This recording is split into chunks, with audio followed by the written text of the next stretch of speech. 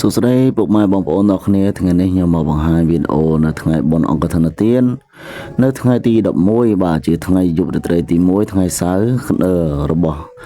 វត្តកេញស្វាយក្នុងបាទវេលាថ្មីនេះខ្ញុំដើរមកធ្វើទស្សនាហ្នឹងគឺម៉ោង7បាទ7បន្តិចបន្តួច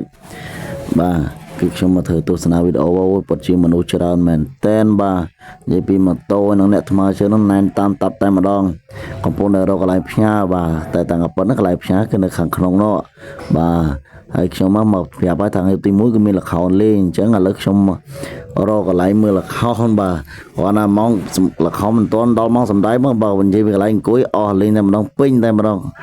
កន្លែងអង្គុយបាទអញ្ចឹងនេះកុំឲ្យខាប់ពេញខ្ញុំដើរលេងទីសិនបាទអូកន្លែងល្ខោនមកអង្គុយមើលមានអីឥឡូវចៀតពេកឥឡូវចាំមើលទីទៀតសិនបាទអញ្ចឹងក៏ដើរទស្សនកិច្ចពេលរាត្រីយប់ទី1អញ្ចឹងណាមានអីខ្លះឃើញសតជារបស់ញ៉ាំរបស់លេងដូចជាគប់ពីប៉ោងបាទជាច្រើនបាទអូមកជុំវិញវត្តបរិវេណវត្តគឺភ្លើងភ្លឺចិញ្ចៃតែម្ដងបាទស្អាតណាស់មានពងមានអីទៅឡានរបស់គ្នាបាទឥឡូវទីខ្ញុំដើរទៅដល់ហើយបាទខ្ញុំធ្វើឲ្យបានវែងអញ្ចឹងណាព្រោះតែខ្ញុំដើរទស្សនកិច្ចខ្ញុំមើលអស់បាទកន្លែងនេះឡៃគប់ពីប៉ោងបាទនិយាយពីពងគឺច្រើនមែនទេបាទចង់10ពងសម្រាប់កុមារាកុមារីលោតលេងខ្ញុំចង់លេងដែរហ្នឹងនឹកការខ្លួនឯងនៅក្មេង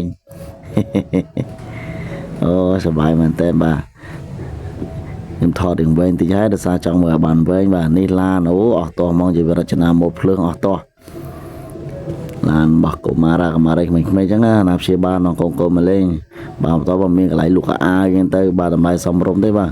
5000 10000 5000 10000បាទតាំងពីកៅក្មេងៗបាទមនុស្សថាមនុស្សធំអញ្ចឹងក៏មានដែរបាទខ្ញុំអត់កាត់ទេខ្ញុំកាន់ប៉ុណ្ណាខ្ញុំថតប៉ុណ្ណឹងតែម្ដងបាទព្រោះថាយប់រាត្រីទី1យើងដើរមើលអស់អញ្ចឹងណាមិនតាំងពីកាបូបលុយបាទខ្សែក្រវ៉ាត់ស្បែកជើងហើយអញ្ចឹងទៅ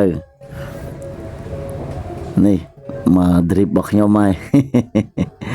បាទអរគុណអញ្ចឹងយើងត្រឡប់បកទៅវិញយើងដើរមើលរឿងម្ហូបញ៉ាំទៀតបាទអូនេះដូចខ្ញុំប្រាប់អញ្ចឹងមានមុខកំពងដុកឌឿកំពឹសបាទជាច្រើនហើយគេទៀតប្រហិតបាទអ្នកជួយប្រហិតឯនេះស្អីគេនំគ្រីម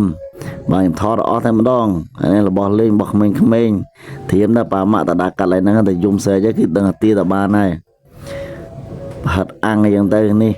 អូយច្រើនមែនតើទីទៀតហ្នឹងជួប idol ខ្ញុំហើយនេះបាទសាច់ខ្លែងពេលល្ងាចសាច់កាប់អើយអស់តម៉ងចាំមើលថតចាំមុខ idol គ្នាយើងអើទៅបាទអរគុណច្រើនចុងក្រោយគឺមានតែមជូរទេបាយបាយ